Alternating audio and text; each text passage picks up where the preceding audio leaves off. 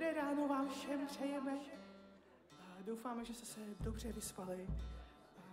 Doufám, že Hospodin během zase té noci navštívil i váš tábor v podobě ohnivého sloupu a byl uprostřed vás. A nyní se zase můžeme vyhřívat v té výhni jeho lásky. Vy tady na pódiu to cítíme zase jako tak trošku víc, ale jsme rádi. Ráno byla zvláštní ta mlha. To bylo takové hezké, že mě to trošku překvapilo. Jsem nečekala úplně, že by byla mlha. A tak jsme si říkali, to je přesně takový ten oblak té Hospodinovy slávy, který nás zahalil a zase se vznese. Tak to bylo takové symbolické. Se těšíme z toho, že opravdu Hospodin je s námi na tomto místě. Že to je to opravdu místo, kde on přebývá, že je mezi námi, že on je Bůh, který je uprostřed svého lidu. On je ten, který se zajímá o svůj lid, který přebývá na chválách svého lidu. A tak ho právě zase chceme dnes ráno oslavovat, aby opravdu vnímal to, že on je tu vítaný, že on je tu jediný Pán, že on je tu jediný král a že stojíme o tu jeho přítomnost, že stojíme o jeho vedení, že chceme mít oči zaměřené tento den zase jenom na něj.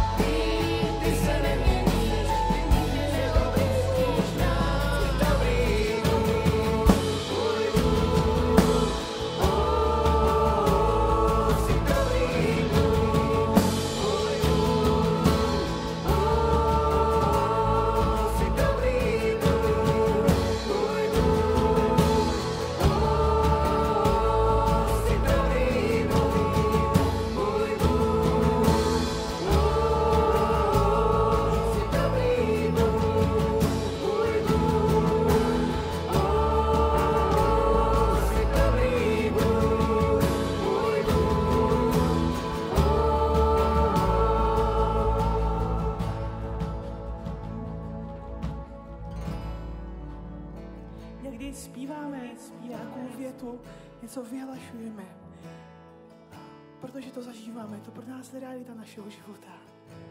A někdy něco zpíváme, protože to potřebujeme zakusit.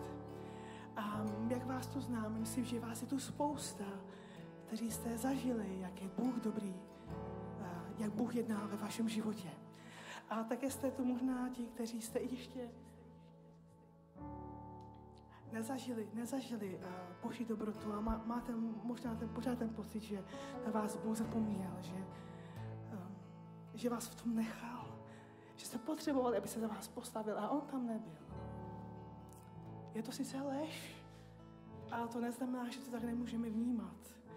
A tak bych chtěla dělat takovou jednu věc a věřím, že to právě chce pro vás udělat Pán. Že my, kteří jsme to zažili, my, kteří jsme zažili Boží dobrotu, kteří jsme zažili Boží věrnost, my, kteří jsme zažili Boží jednání, my, kteří jsme zažili to, že Bůh se za nás postavil a bojoval za nás, že budeme zpívat si dobrý Bůh a budeme žehnat a modlit se za ty, kteří to neprožívají. A ti z vás, kteří to neprožíváte, nemáte pocit, že Bůh je opravdu dobrý otec, že je někde vzdálený, tak nechte teď ten prostor pro něj, aby vám to dokázal. Já jsem jednou mohu dala takový jako malý okýnko,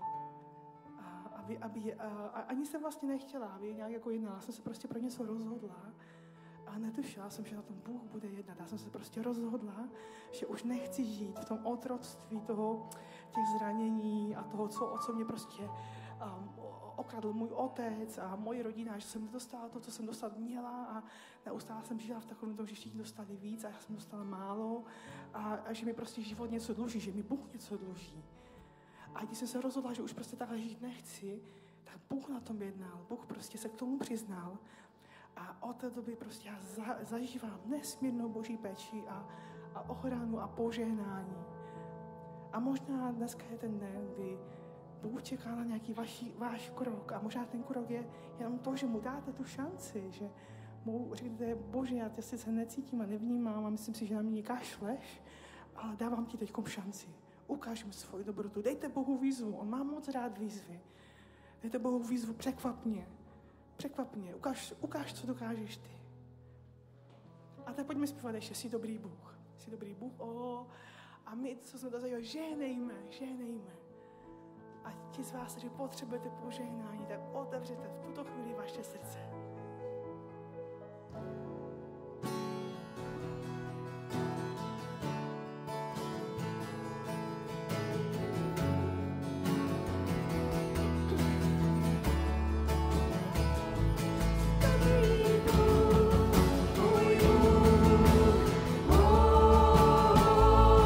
Dobrý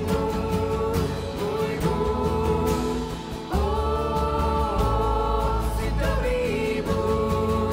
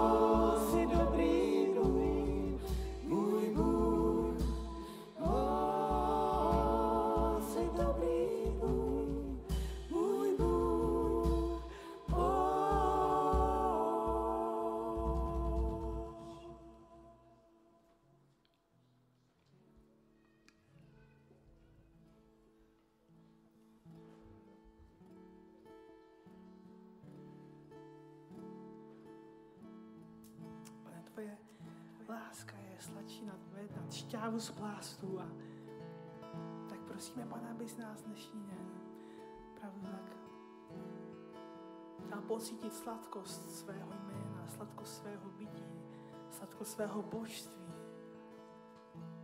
Pane, ty jsi ten, který dokáže proměnit cokoliv, co je pro nás těžké, v ještě větší dobro, ještě ve větší požehnání, když ti to odevzdáme.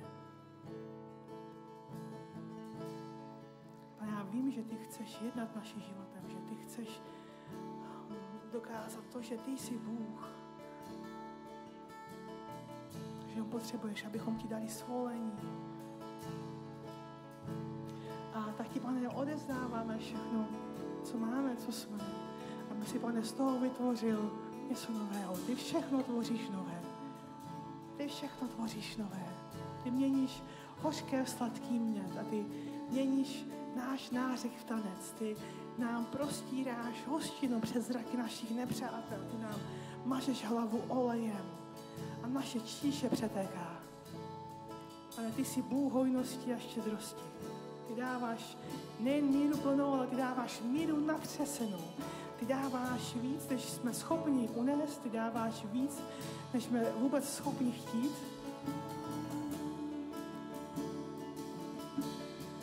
Ty jsi marnotratný otec.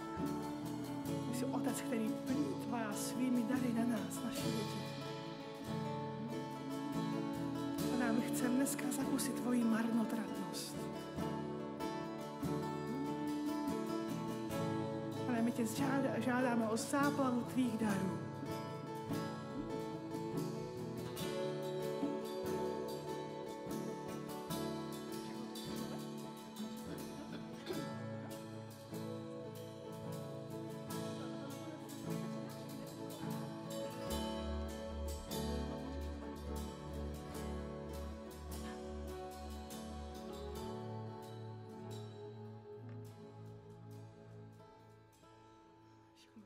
Všechno tvoříš nové.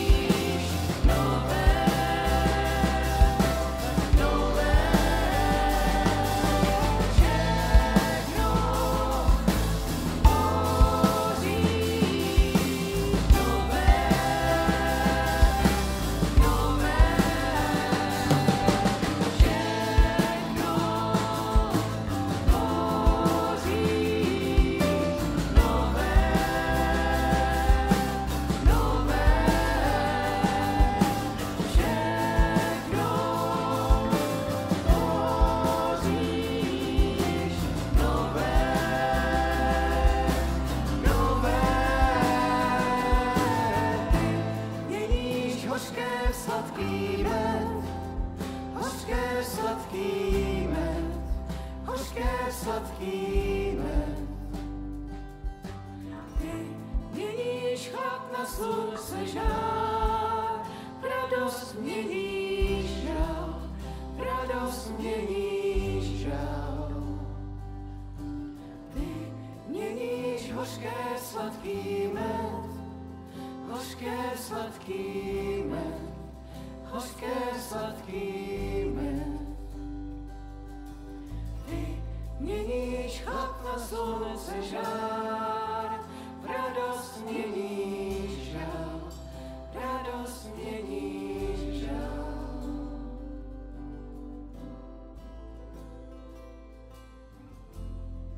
Hle, já k ní přivedu pokoj jako řeku a jako rozvodněný potok slávu pro národů. Budete sát nošení v náručí, hýčkání na kolenou, jako když někoho utěšuje matka, tak vás budu těšit.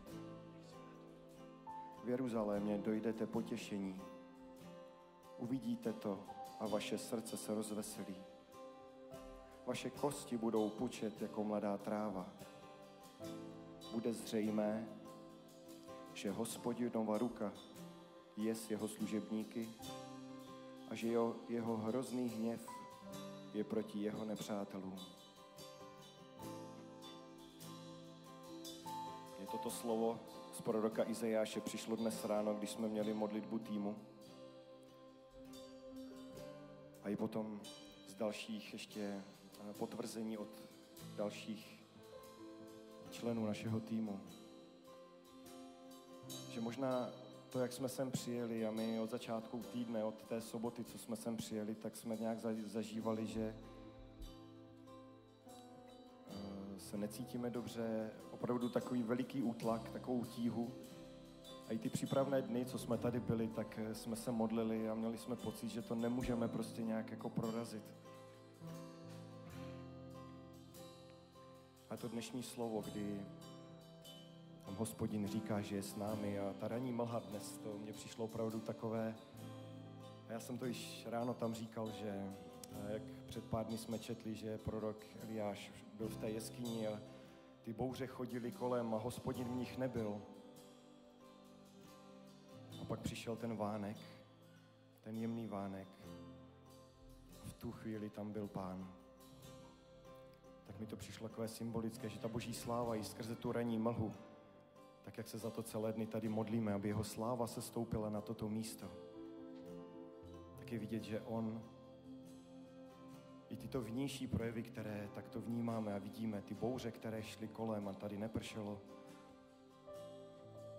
že to je všechno dílo jeho rukou. A tak nám dnes ráno přišlo, že ten boj je dobojován, Ježíš zvítězil a že od této chvíle ty boje, které prožíváme i ve svém srdci, a včera mám pocit, možná jsme i otevřeli těžká témata a možná mnozí prožíváte i nějakou bolest, ale věřte, že všechno je k dobrému. Že Bůh to ví, že on se dotýká a chce uzdravit. A možná vynáší na povrch věci, které jsou hluboko skryté. Právě proto, aby s nimi mohl pracovat a ukázat je. Možná jsme roky zapomněli na některé zranění, které v sobě máme.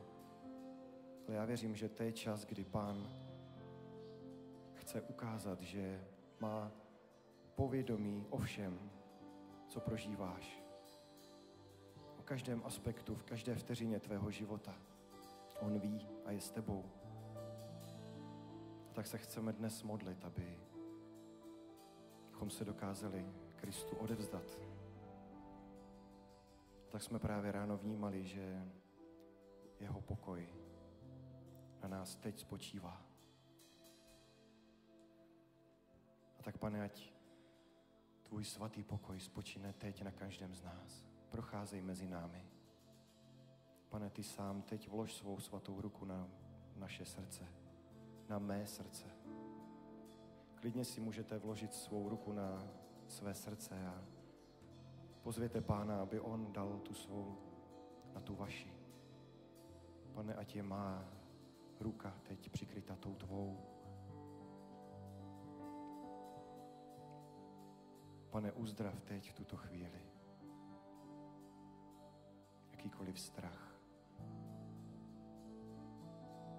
jakoukoliv nedůvěru v tebe.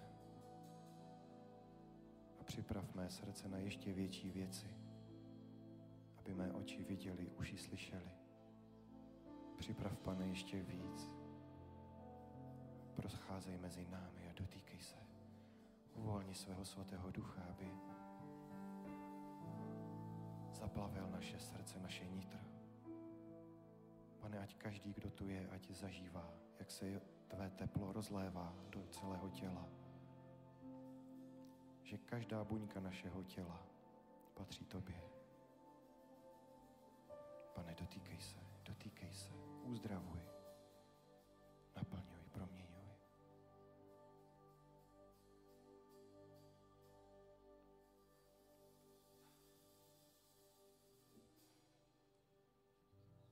Amen.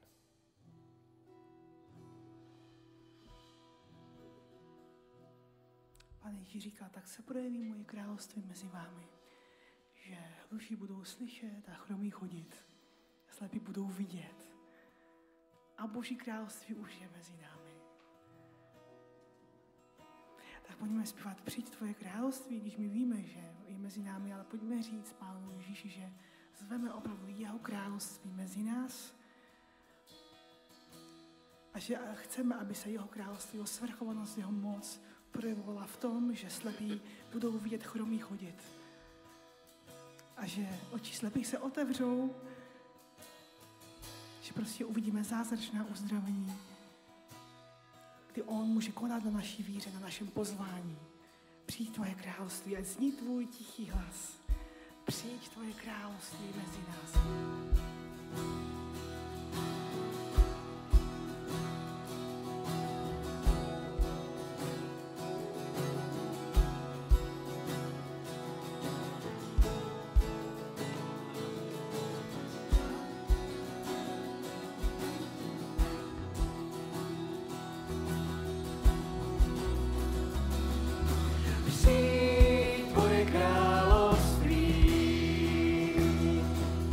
Ať zní tvůj tichý